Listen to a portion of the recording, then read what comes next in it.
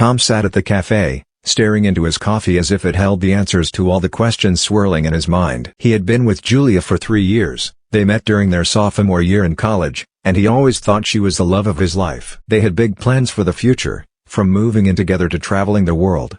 But all of that came crashing down a week ago. It started with a simple message. Tom had been at work, going through his usual routine, when his phone buzzed. It was a text from an unknown number, but the message made his heart stop. It read, "Hey, I think you should know that Julia has been seeing someone else. Check out the photos attached." His hand shook as he opened the attachment, and there was undeniable proof. Photos of Julia with another man, their bodies intertwined in ways that left no room for doubt.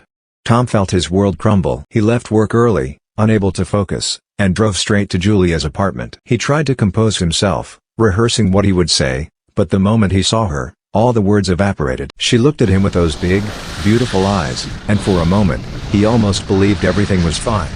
But then he remembered the photos. "Who is he?" Tom asked, his voice trembling. Julia's face paled. She opened her mouth to speak, but no sound came out. Tom felt a surge of anger and pain. "Don't lie to me. I saw the pictures. Who is he?" he demanded. Julia broke down, tears streaming down her face. She confessed that she had met someone at work. It had started innocently enough but quickly spiraled out of control. "I didn't mean for it to happen," she sobbed. "I still love you, Tom." But Tom couldn't hear her over the roaring in his ears.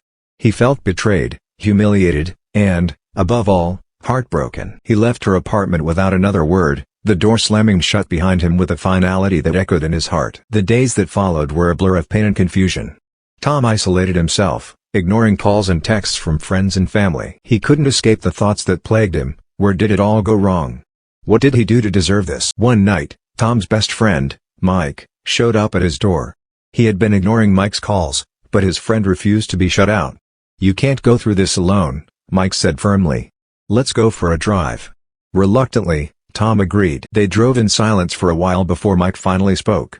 "I'm not going to tell you it's going to be okay because I know it doesn't feel that way right now. But I'm going to tell you that you're not alone. We'll get through this, one day at a time." As the days turned into weeks, Tom slowly began to heal. He focused on his work, picked up old hobbies, and leaned on his friends more than ever before.